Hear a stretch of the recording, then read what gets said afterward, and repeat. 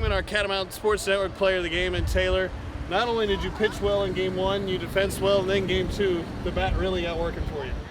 Yes, it felt good to finally have the bat working for me. You look at the first one, and this game really got off to an offensive start. Talk about the mentality of the game after Courtney gave up the 3 runs in the first, and then it sort of changed into a defensive game. Talk about how the mindset changed in game for your ball club.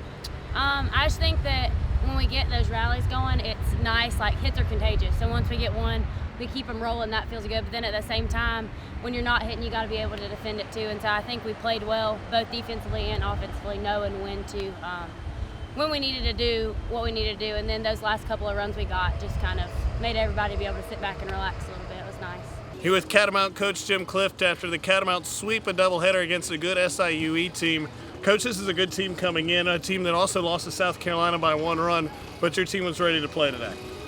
Yeah, they were. We've been out on the road now for a good solid 4 weeks and played. Been playing 21 games away in some cold weather, that kind of thing. And the girls have just been so excited to come home and get to play in front of the home crowd. And they had a lot of their friends, other student athletes out here to watch them play. So they were ready to go. Coach, your team had a great season at home a season ago, off to a 2-0 start here at home. Talk about the importance, especially as we go into the non-conference slate and then into conference play, the importance of finishing at home. Well, we've done pretty well at home the last 4 years. That's when we've had our winning record, and we've struggled away.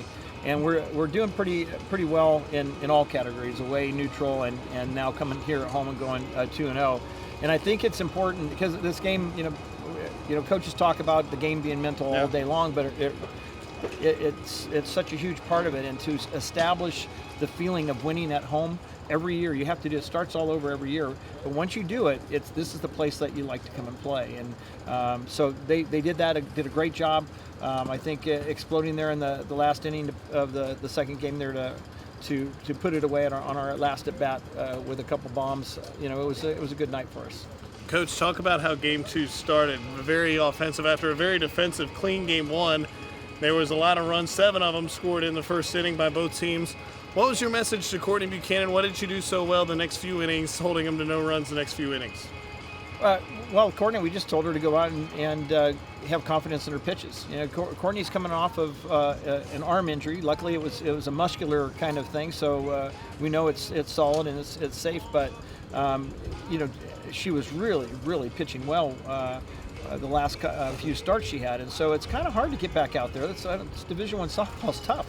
And so we just wanted her to get out there and develop some comfort and get a few innings in there, and she did a great job of settling down and throwing some zeros up there on the next couple innings. Coach, talk about Taylor Sigmund in both games, both in the circle to start Game 1, and then defensively and then offensively in Game 2 really came to shine with the 2 homers. Talk about the leadership she gives you both on and off the field. Well, that's another one of those seniors you try to put out of your head that she's a senior. You just say that's Taylor Sigmund, my first baseman and my pitcher. You don't talk about her being a senior because she has been an outstanding leader the day she stepped onto our campus.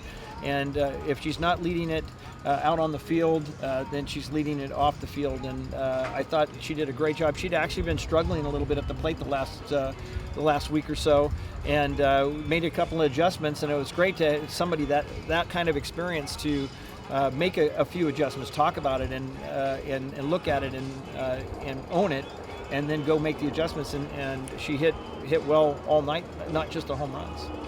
Coach, your team's off to a 16-7 start, best in program history. For you, what has been the key to this start? They're playing with their heart. And, again, it's that you hear it every year from coaches. You hear it every year from me talking about getting that mental toughness and playing with your heart, keeping that energy. SIU is a fantastic program. Yeah. I mean, you're talking a former national champion at Division II just before they went Division I. I think they've got conference championships their last two years, and you could literally see those scores flip-flop, and we could be walking away with 2 losses just with a blink of an eye from that team. They can explode on you. They can take care of you from the circle, and so coming out here, they actually the first couple innings of the first game, they dominated us from an emotional energy level. And we talked about that coming into the dugout and decided we needed to change that. And then Crystal Sear hit one of the longest home runs I've ever seen in my entire life, and it energized everybody. And you might not be able to get that every time when you need a home run to give you the energy, but one way or another we got that tonight, and we never looked back. And some great pitching to hold some tight scores, and then the second game we were prepared to finish off that way, and then we got the 3 runs there in the 6th. Well, Coach, congratulations on sweeping your home opener here at home. We look forward to the game Saturday against Radford, and congratulations on a 16-7 start. Yeah, thank you very much, and go Cats.